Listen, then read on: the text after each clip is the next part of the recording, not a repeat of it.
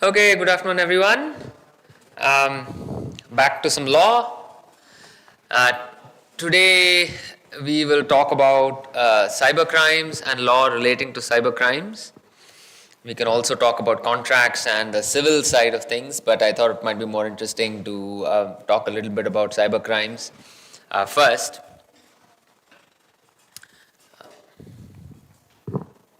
Sorry.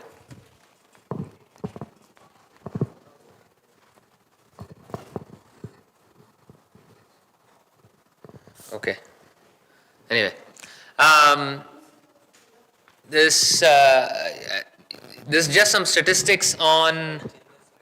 Yeah, sure. Thank you. Just some statistics on the rise of cyber frauds in India, um, and as you can see from the headlines, frauds have jumped almost 1,000% in 4 years, and that's the amount.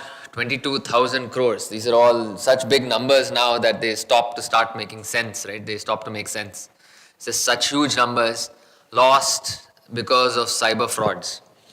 And we can talk about what cyber frauds are, so we'll get there in a minute. And increasingly, the smaller cities are the hubs from where these frauds are committed. Again, just a statistic, India is recording 2 cybercrime complaints a minute, is what the government is saying. So let me start with, what do you think cyber crimes are? What kinds of things might be included in cyber crimes? When you think of cyber crime or cyber fraud, what do you think of? Hacking, yeah. Money laundering, sure. Online scams, like what kinds of online scams?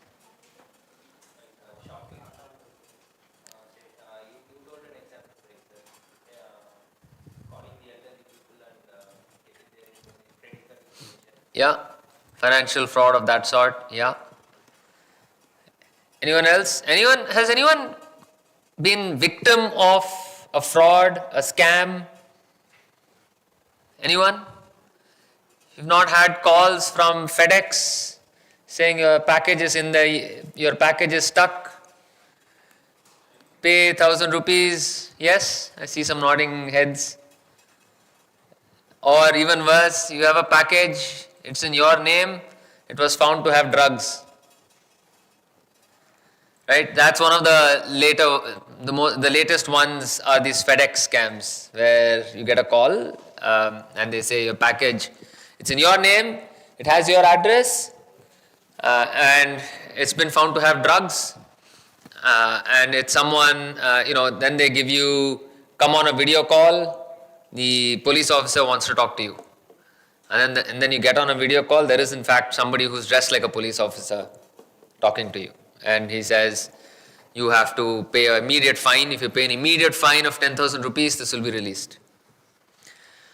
Other scams, we talked about, people sending emails, phishing scams, those used to be the older ones, or hidden malware. You click on something on your internet, on a website that you go to, which is not a safe website, and that introduces a virus into your machine, which can either take control of your machine and lock your machine, and then someone calls saying, if you want access to your machine back, this is what you need to do. And this is not just at an individual level, right? Obviously, cyber fraud occurs at an enterprise level, at a company level. And those have much bigger consequences, and there are multiple examples of that happening. Not just hacks to steal information, and there are a lot of examples again of hacks which are run oftentimes by governments, government intelligence agencies, as part of their information gathering. They hack into other countries' machines. There was news recently about the US Federal Reserve being hacked into, and emails of some of their top individuals or top officers there being compromised. Then there are examples of cyber security failures, right? Viruses which can lock down entire systems. And method of operation. They say, okay, your machine, you cannot have access to your database of customers until you pay us this much. Other examples, information being available on the dark web. Anyone heard of the dark web? These are not places on the internet that you can regularly access by just typing in a www3. These are parts of the internet that are invisible but which have stolen information. There used to be a famous or infamous dark website called the Silk Route, and that was a place where you went if you wanted to get stolen information, meaning personal information, and it had people's phone numbers, IDs, addresses, bank account details, PAN card information, Aadhaar card information, US SIN information, all of that information. You could go there and find sellers who were selling this information per row, 2 cents or 2 rupees or whatever. So you buy 10,000 of those, and what can you use them for? You can in turn use them for running online scams. You could buy drugs there. You could buy weapons there. So Silk Route got shut down, but then there are other areas on the dark web where you can still get illegal information. So you have to know how to get there. Obviously, you need to have that intent to get there. That's an example of an area where you need international cooperation, right? The dark web is not as if it's all located in one place. It's like the internet, everywhere. It could be run by and contributed to by people in India, Russia, China, Vietnam, US, Brazil, everywhere. And it can be hosted everywhere on the cloud. Okay, next slide please. Okay, some more statistics, just to make it a little more visual, right? Numbers sound big when you put them on a chart, it gives you some context. 2012 to 2022, I couldn't find information. There was some information for 23, but obviously it's gone up.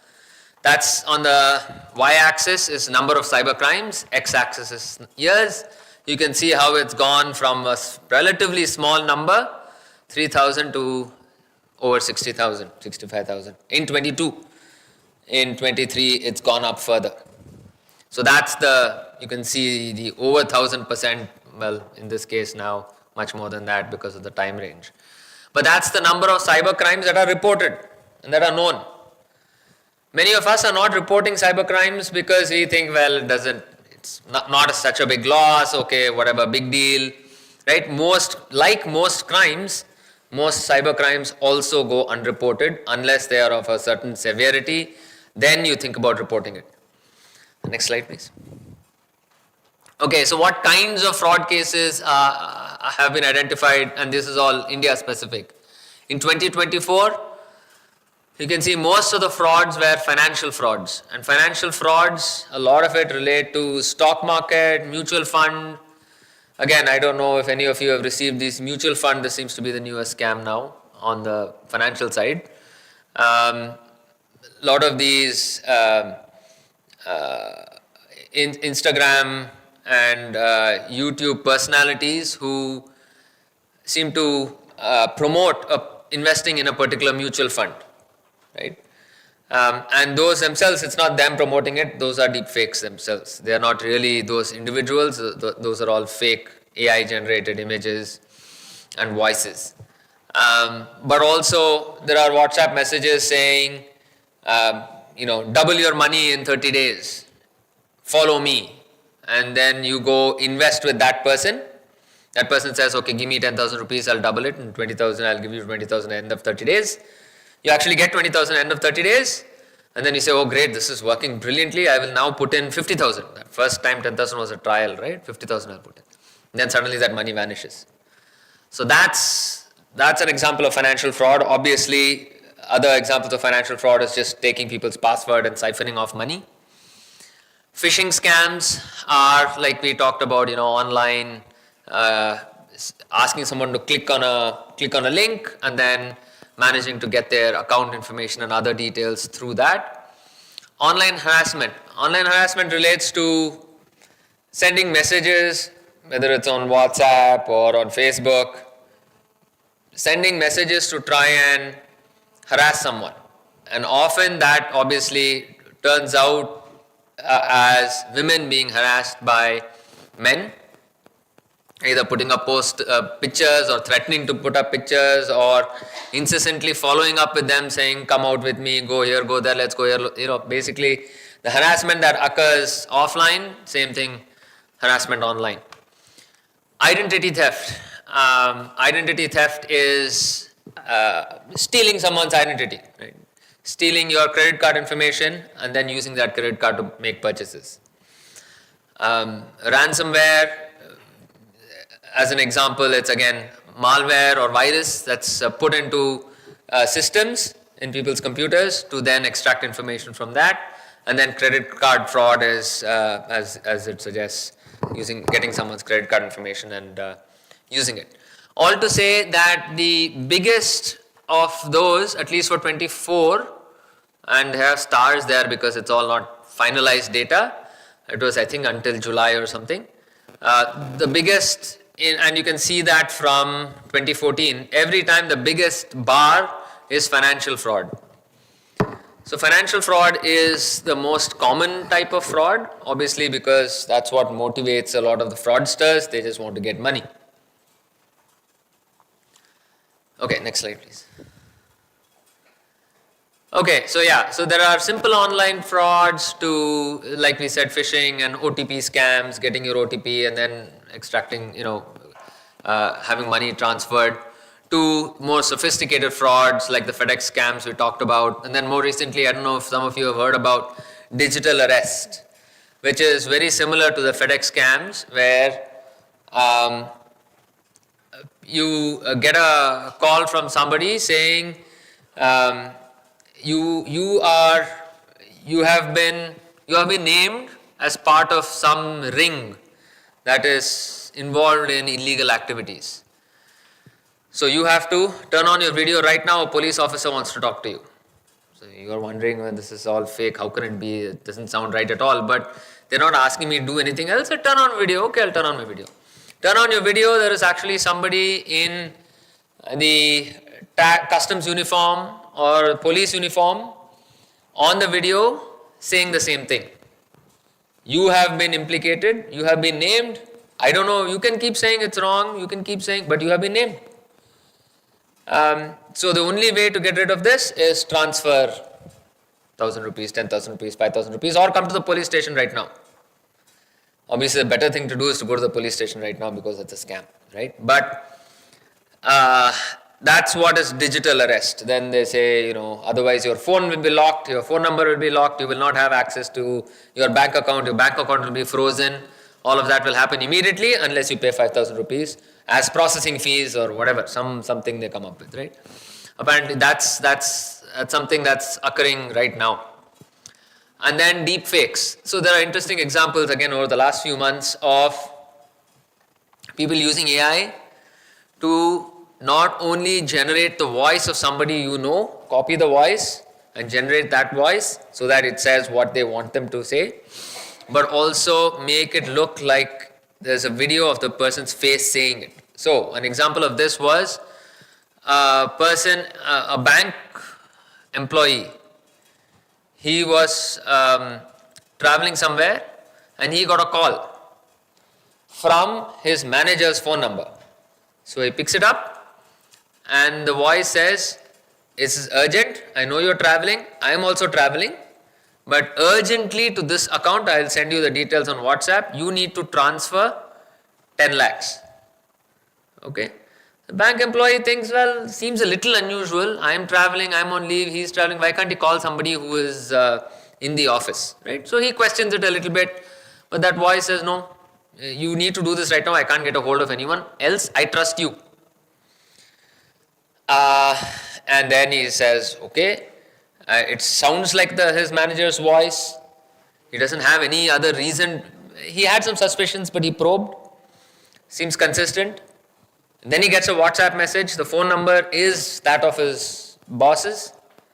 He logs on into his employee database, transfers the money to this account where it was to be sent. All fake, all a scam. The scammers basically got a hold of this guy. They found out the manager's number, managed to not take his phone, but use that number so that it appears on this guy's screen as if it is that number. Used AI to record the manager's voice and then modulate it to say whatever they wanted to say. Voice scrambling and modulation and all of that. Very sophisticated scam, right? Just the point is, scams are getting more sophisticated. So people have to be more vigilant in their jobs. Even if it is something like your boss calling you, you can't always trust that. In fact, it's your boss calling you. There have to be multiple levels of security, multiple levels of cross-check and counter-check. Okay, next slide, please. Okay, so all those were examples, and then we will get to the law a little bit. I won't talk about each of these sections in detail because that will put you all immediately to sleep. But enough to say that there is a whole chapter in the Information Technology Act that talks about crimes, cyber crimes. Some of those are listed here. I put the last two in bold because those talk about privacy, and we've been talking about privacy over the last 3 days. So the last two focus a little bit more on privacy. The one thing we will talk about a little bit more is section 66A, which is sending offensive messages. But basically, things like altering source code, fraud, sending offensive messages, identity theft, sending obscene materials, all of that are crimes. All of those are crimes, and all of those can be punished.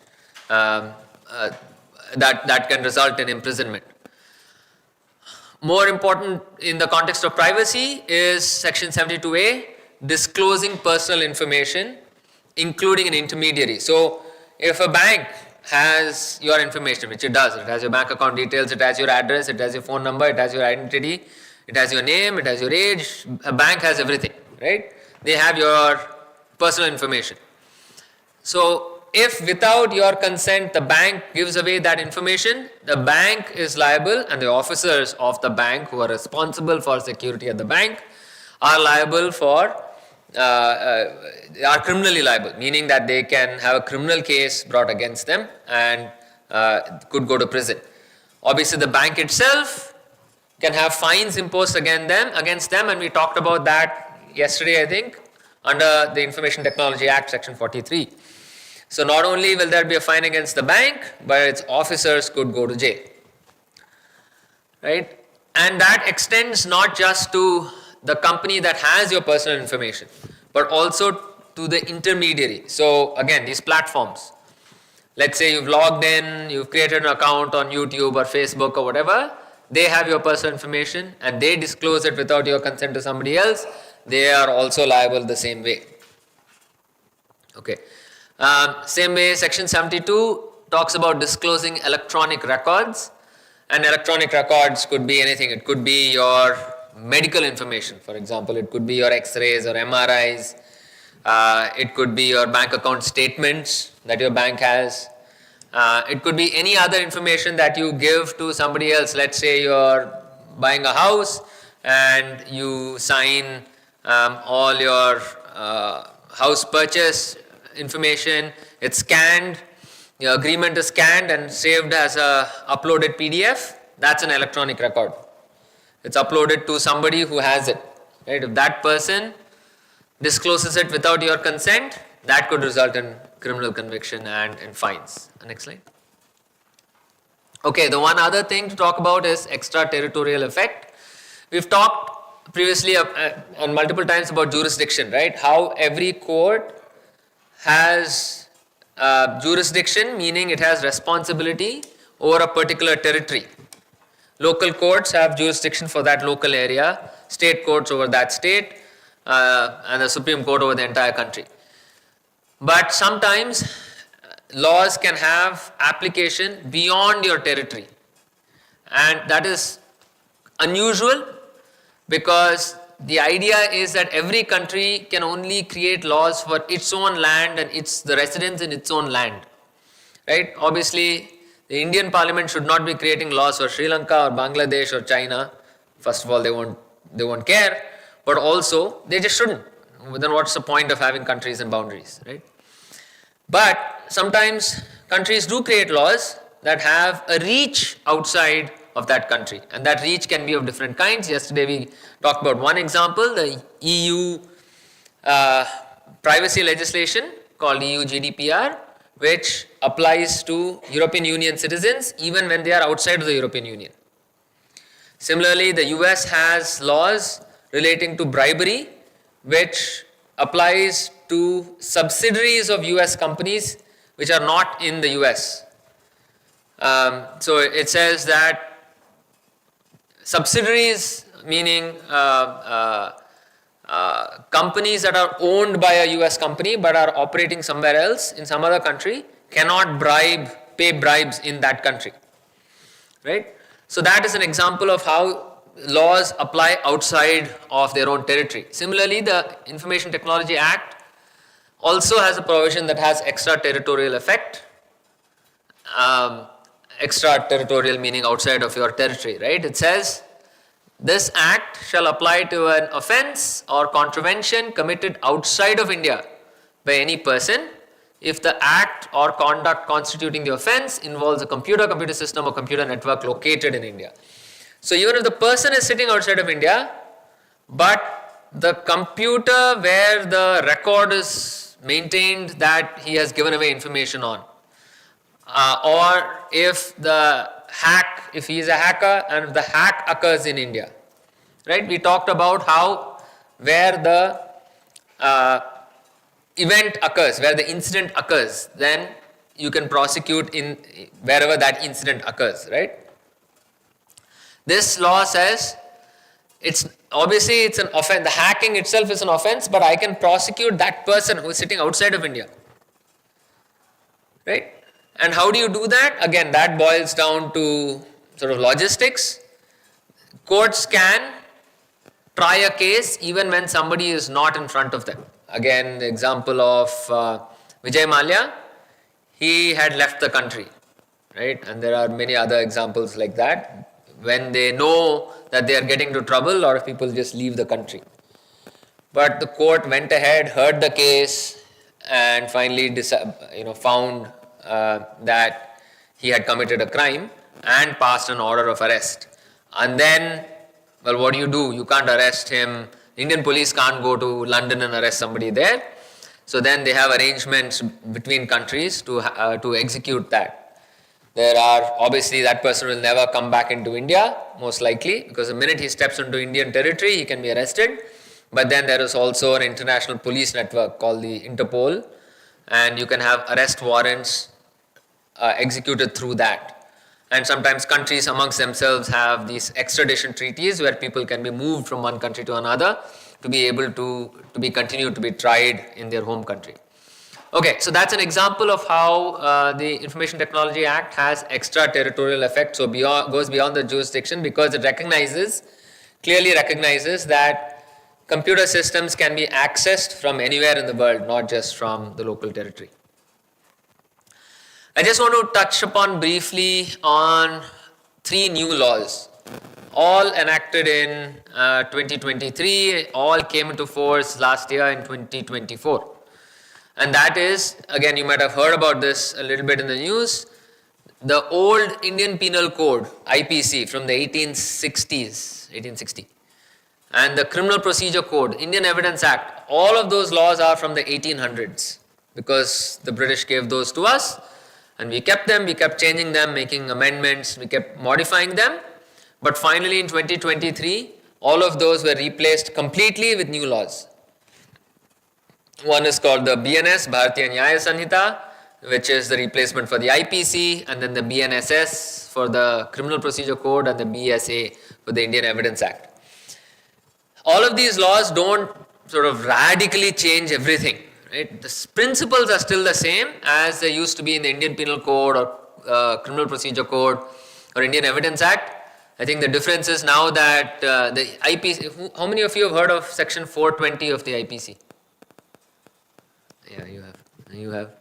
Yeah, so you have so section 420 is often used in Hindi, at least 420, right? It's used as a way to say someone is a fraudster, except in the BNS it's no longer section 420. So I think there are movies that have the name 420 and things like that. So now you can't make movies with the name Chachi 420. Yeah. So now they have to rename, or the new movies that talk about fraudsters have to come up with a new relevant section under BNS. But anyway, so the principles are obviously still there. But some of the things as it relates to cyber crimes that the new laws incorporate, which did not exist in the old laws, right? Even though they could have been amended, it's hard to keep changing laws.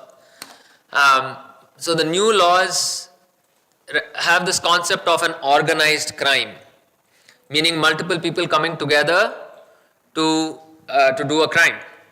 And the BNS recognizes that cybercrime as an organized crime. Again, in most of these cases of digital arrest and FedEx scams and all of that, there are multiple people working together like a gang, right? So organized crime is basically gangs working together. So the law recognizes now that even cybercrime, you can have a gang working together, and that's important because now they can prosecute multiple people at the same time for the same crime. And then it now expressly says, earlier courts had to read into the existing law. They had to say, okay, if you say hate speech is not only what a person says, but also what he may post on Facebook, right? But now the law expressly says, in writing it says, the new laws expressly say that it is not only spoken words, but also anything that may be said electronically or done electronically. So it could be emails, it could be text messages, social media posts, all of that. Otherwise, each time when you go to under the previous law, each time one of these came up, at least the first time that one of these came up, the court would have to think about, well, is a text message the same as hate speech and things like that, right? And now you don't need to do that. The law automatically says it is. Similarly, where obscene material.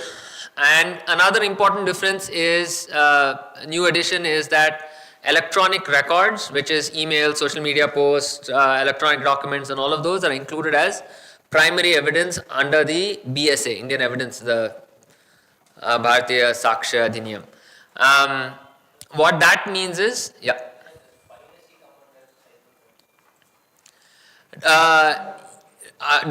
yes, so it does, and the IT Act, Information Technology Act, has most of the provisions relating to sharing of information or disclosing of information without consent and so on. But the BNS also recognizes that they both act together, right? So it's not as if one excludes the other.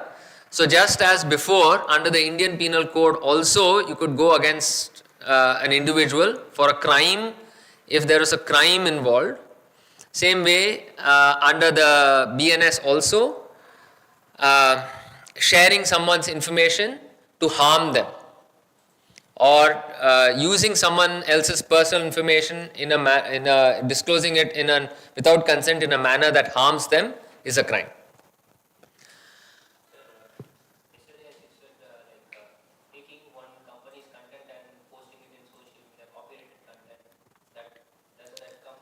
That is not addressed specifically under the BNS because that is addressed under the Copyright Act itself, right?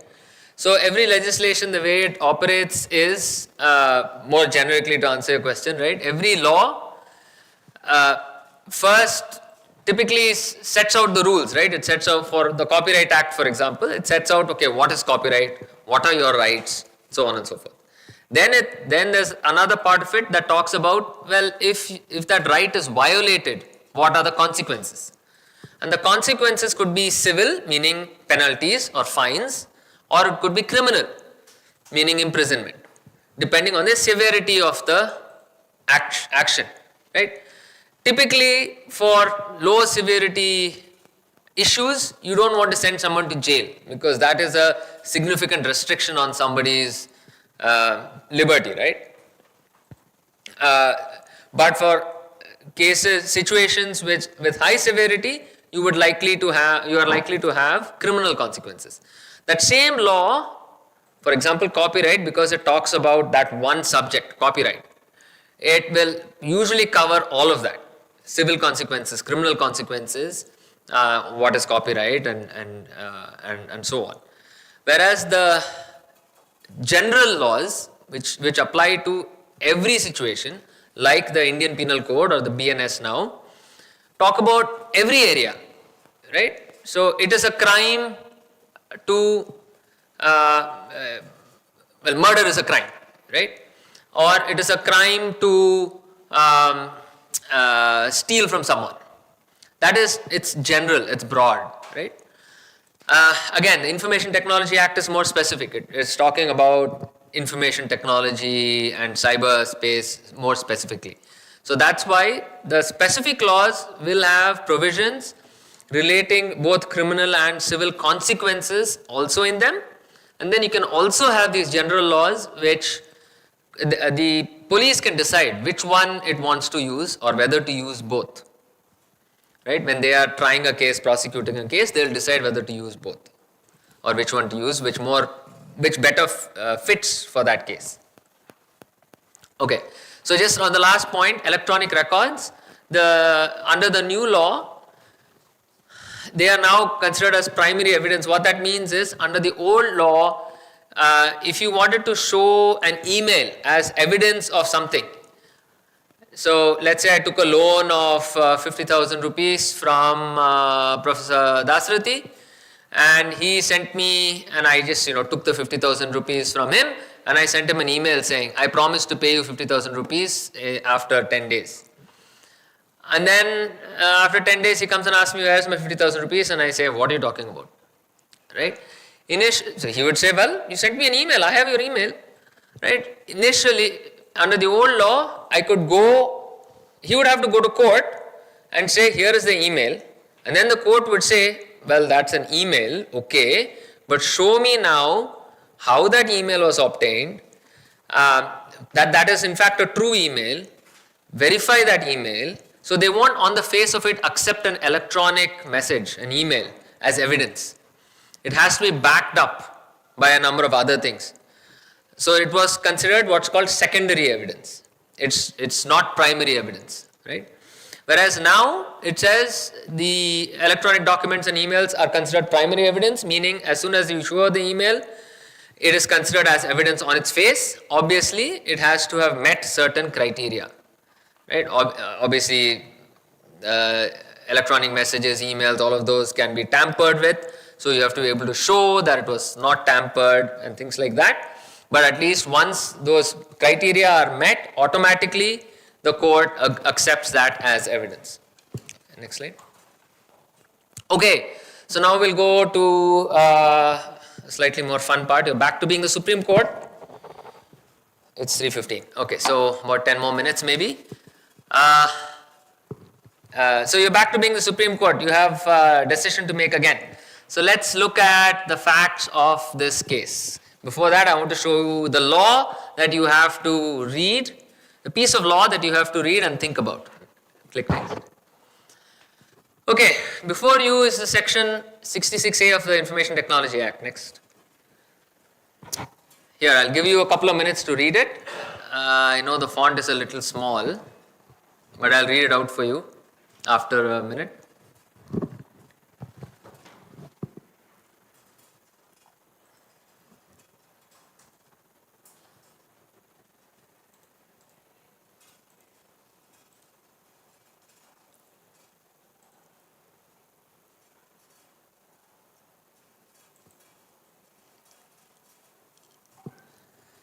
Okay, I'll read it out once.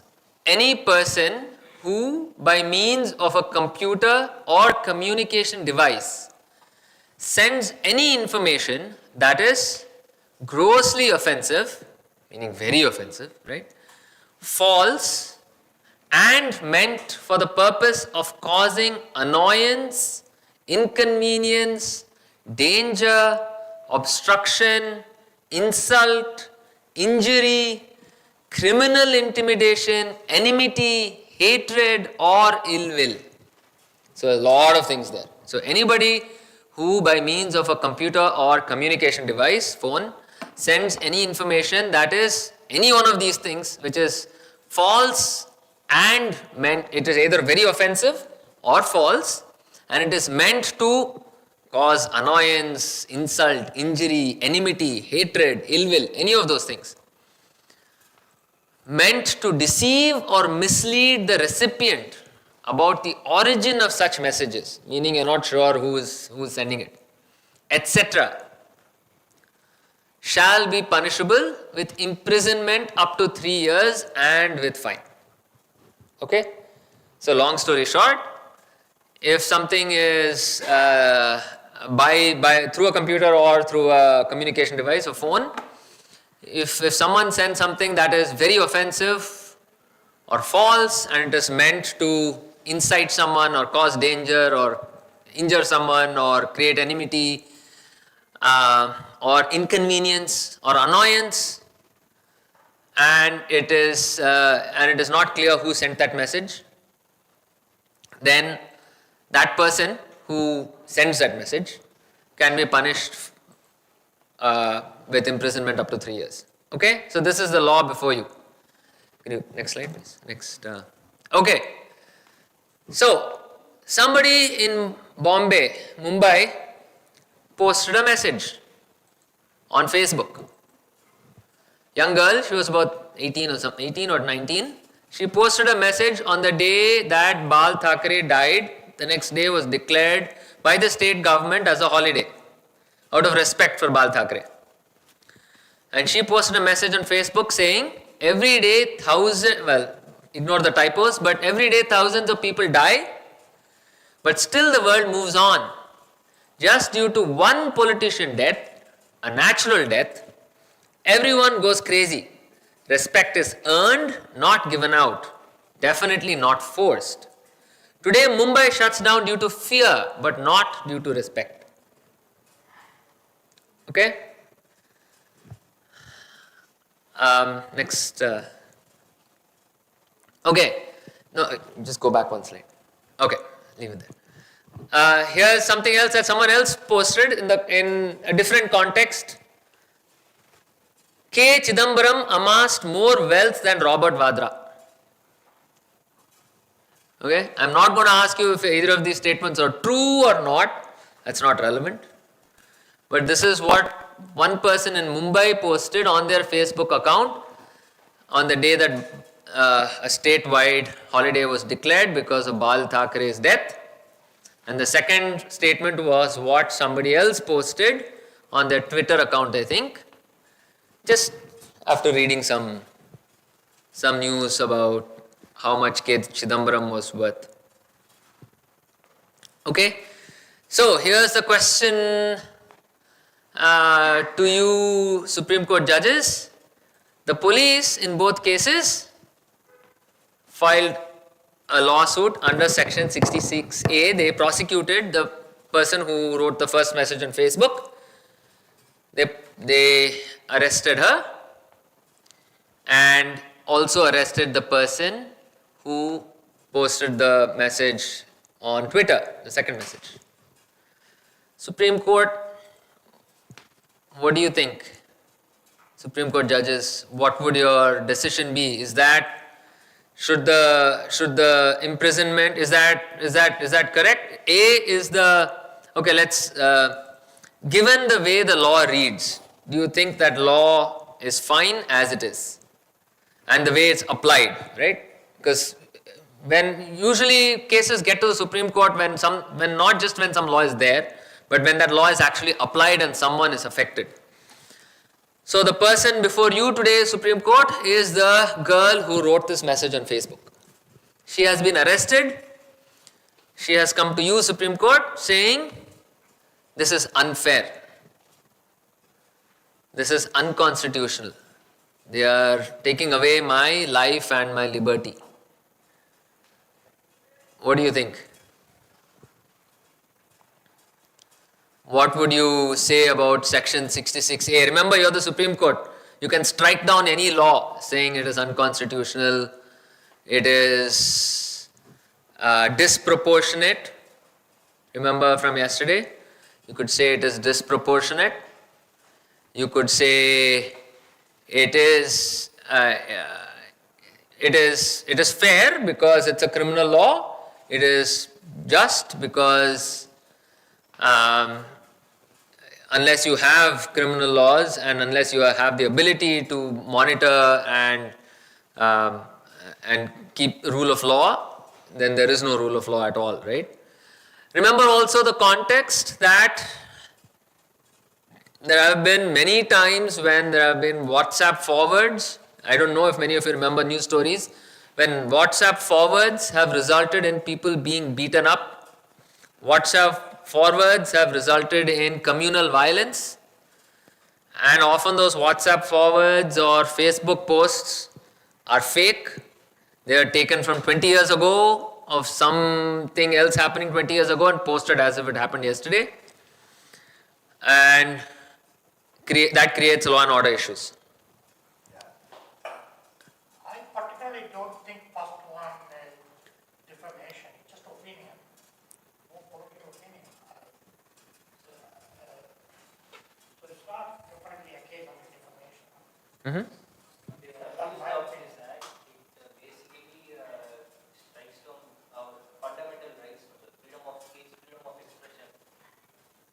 Yeah?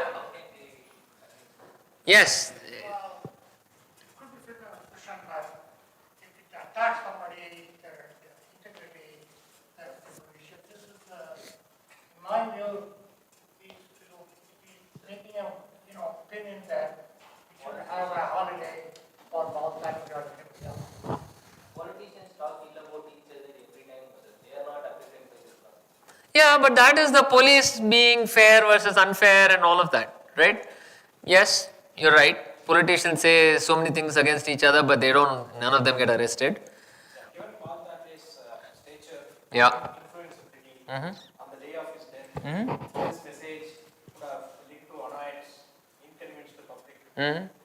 hatred, and even hatred. Yes, all of those, absolutely. The fact of the posted by a 19 years old girl, let's imagine a 65 years old man belonging to another party. Mm. The same. Yeah.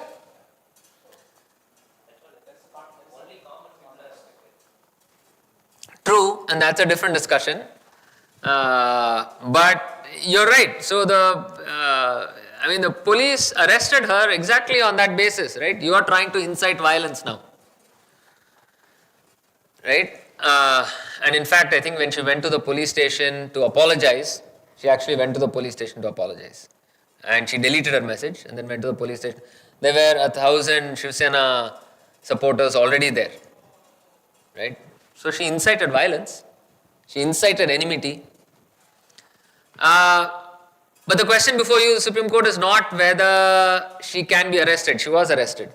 The question before you is the law fair, and we don't have to think too much about is it constitution and all the nuances of the constitution. Just think about, is the law fair? And is a problem.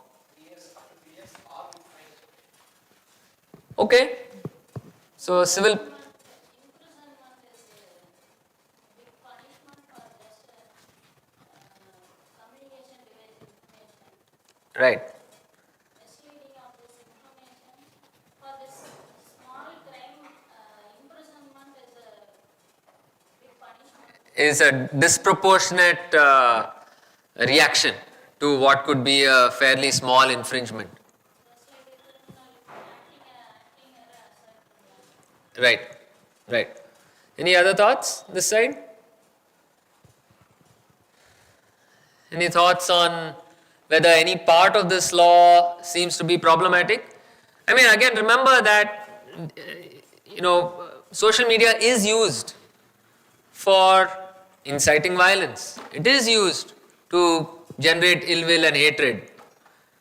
We know that, right? It happens every day, not every day, but it happens often enough that it's important to try and track that down. There were, again, so many examples of violence that started because somebody put a fake post up on WhatsApp and it spread.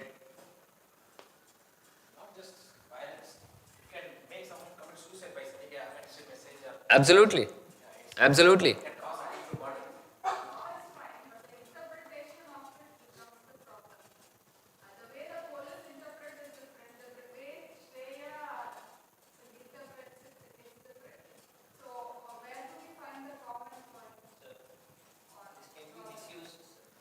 Exactly.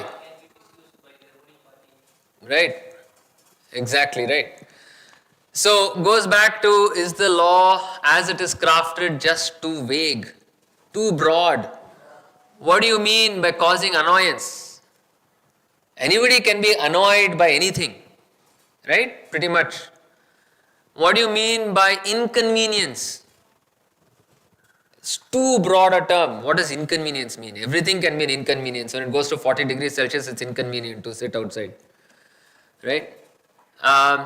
Okay, maybe enmity, you can think about what that means. Maybe you can say,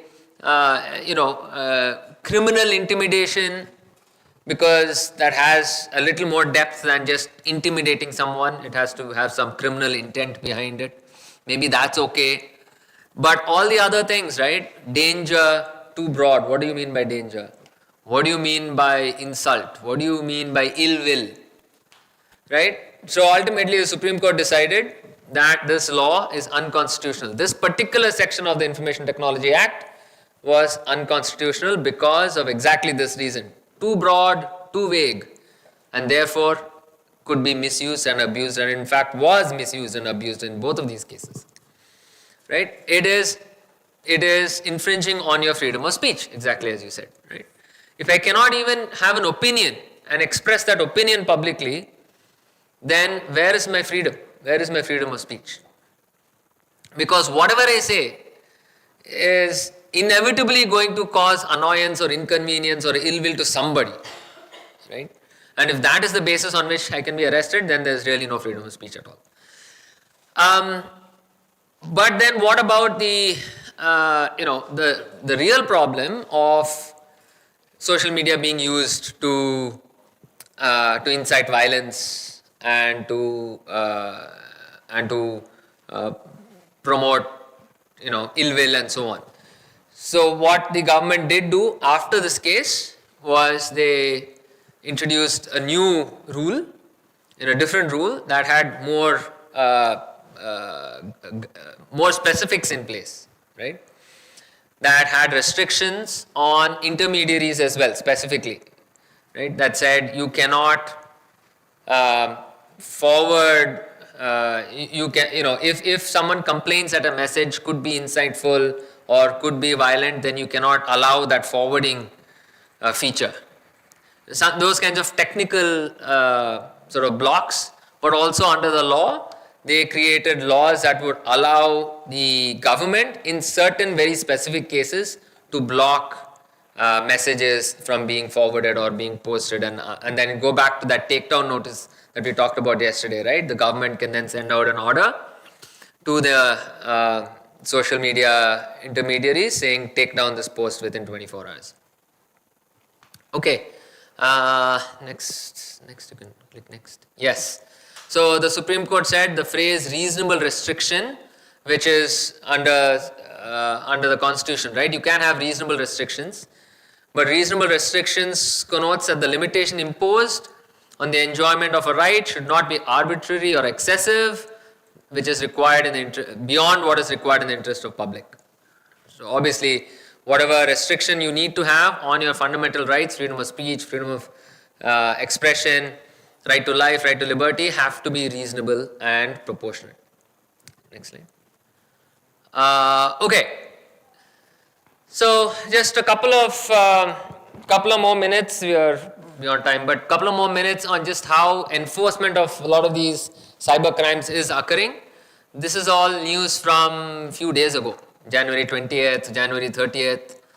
So they are, the police is beefing up its resources to tackle cybercrime, because they recognize that this is increasing quite significantly. Next slide. And the government also has a number of resources now in place to to track cyber crimes and to try and minimize it. So there is something called the National Cybercrime Reporting Portal. That's the link. Anybody can report a crime there. So that it's just one place you can go. You can report a cybercrime and they will coordinate with the local authorities, local cybercrime cells. Every state has and many cities have, the police has its own cybercrime cell. So they coordinate and send it down there. And that National Cybercrime Reporting Portal is part of the Cybercrime Coordination Center that has its own website and has awareness programs and things like that. The Cybercrime Reporting Portal has now also started a program where there is a suspects list.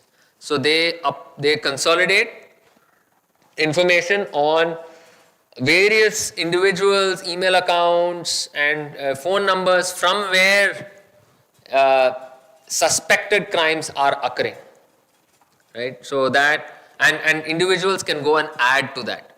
Obviously they do a check before, you can't just add, you have a fight with your friend, you can't add his phone number there and put him on that list. But they do have a suspected list now, a list of suspects, so that even you can go in and check whether if you're getting regular calls from somebody, you can go in and check on the database. Is that person already on that database or something like that, right? So the government is trying has a number of measures in place to step up enforcement as it relates to cybercrime. Okay, I think that's all that I had for today. If you have any questions, welcome these.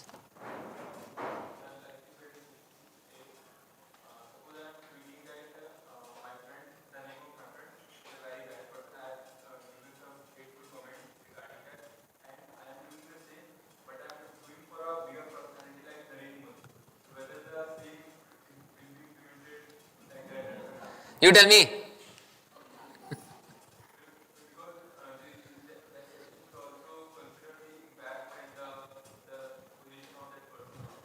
Yeah, so things like defamation, it's in the name itself, right? Defamation, it depends on fame. You say something bad about me, I do not have any fame. So it's not going to matter. Police is not going to care, right? I may feel I am harmed and, I will make sure you're not in my class next time. But beyond that, there is really no harm or very limited harm, right? Sure, I could argue that my reputation and it is impacting my professional reputation and my ability to carry on my other professional activities and so on and so forth. So yes, but obviously that's not the same as Narendra Modi's fame, and so the impact is obviously higher there.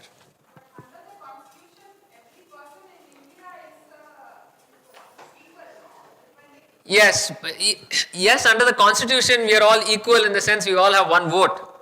But that doesn't mean we are equal in some respects, right? I mean, certainly for a libel or slander or defamation, what are you looking at? You're looking at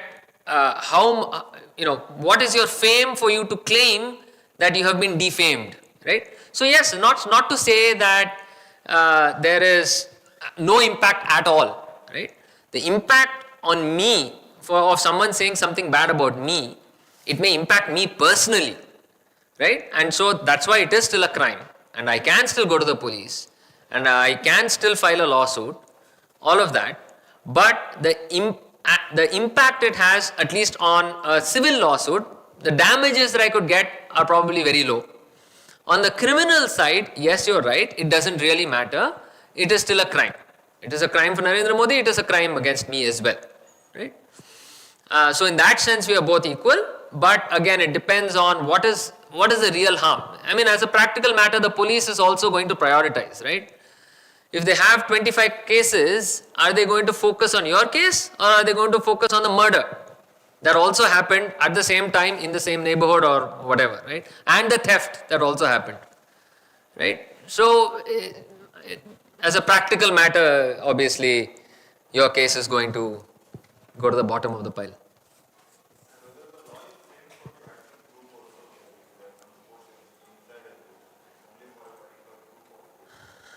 Yeah, that's an interesting question. the law doesn't make any distinction between sort of a closed WhatsApp group or an open WhatsApp group and all of that, right? It is a mode of communication, and is no different than when you are in a group of friends. You are saying whatever you want to amongst each other, right? Right now you may think you're all friends, and if I call somebody a big thief, he doesn't take offense because he is my friend. But tomorrow he may say, you called me a big thief. I am going to go file a suit saying you defamed me. You can't stop him from doing that, right? Yeah. Same principle, right? I might call in my WhatsApp group, I might call someone an idiot, right? Or I may say, whatever. It may be something else, exactly. I may say, yeah, exactly. It may be something outside. You may say, I hate this politician, and put it on your WhatsApp group. Ultimately, you don't have control about where that message goes, right? So technically, if that message spreads like wildfire and is forwarded millions of times, it's made into a meme and all of that, then it could result in the same kind of situation. Now, is that a crime? No, because you are expressing your freedom of speech and expression. When does that cross into some sort of criminal defamation or some sort of criminal conduct, right? If I say, I hate politician X, we should go kill him tomorrow. That is a problem. If I say, I hate politician X, okay, you hate politician X, so what? And even if it's spread to everybody in the country, it's okay. That's your opinion. That's freedom of speech. And that's protected under the Constitution. Okay, any other questions? Anything else that anyone wants to talk about?